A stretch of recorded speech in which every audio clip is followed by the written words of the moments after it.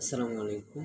আমি Mahadi Hasan. Welcome to new video. আর আজকের ভিডিওর টপিক হচ্ছে বাংলাদেশের ধর্ম উপদেষ্টা। আসলে বাংলাদেশের ধর্ম উপদেষ্টা বর্তমান অন্তর্বর্তীকালীন সরকারের কতটুকু কি করছে আসলে আমি জানতাম না। এর আগে এগুলো নিয়ে ঘাটাঘাটি করতাম না। কথা হচ্ছে গিয়ে আমার মনে হয় ধর্ম উপদেষ্টা হয়তোবা করার প্রস্তাব করেছিল শেখ আহমদুল্লাহ সাহেবকে। উনি বলেছে যে আমি এটার যোগ্য না। আসলে বড়রা বড়দেরকে সম্মান করতে যান, এই হচ্ছে গিয়ে ব্যাপার।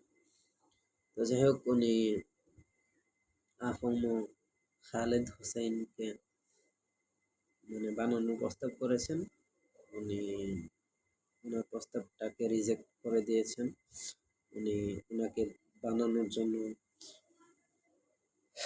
প্রস্তাব করেছিলেন এবং উনি হয়েছে।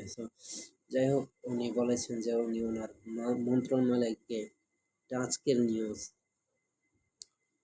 তো দুর্নীতি মুক্ত করেছে। এবং আপনারা হজে দেখছেন যে হাজিদের যে এক্সট্রা যে খরচা ছিল, এই এক্সট্রা খরচাদের খরচা যা হয়েছিল এর থেকে কিছু বাচ্চা টাকা এগুলা কিন্তু হাজিদেরকে ফেরত দেওয়া হয়েছে, আপনারা হয়তো জানেন।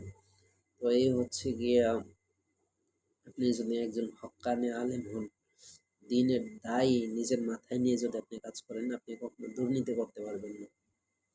আপনি তাই হাজি হন, গাজী হন, আপনি জেনারেল পড়ুয়া হন, কওমি পড়ুয়া হন, অথবা আলিয়া পড়ুয়া হন, আপনার যদি দিনের দায় অথবা পরকালে হিসাব দেহিতার যে একটা দায়, এটা যদি আপনি কলবে অন্তরে বিশ্বাস করেন, কলবে রাখেন, তাহলে আপনি কোনো সময় খারাপ কাজ করতে পারবেন না, দুর্নীতি করতে পারবেন না, মানুষের হক মেরে খেতে পারবেন না। এটাই হচ্ছে গিয়ে বাস্তবতা। সো এই বাস্তবতাগুলো আমাদের মাথায় রাখতে হবে এবং এগুলো মাথায় নিয়েই সামনে অগ্রসর হতে হবে। So be careful,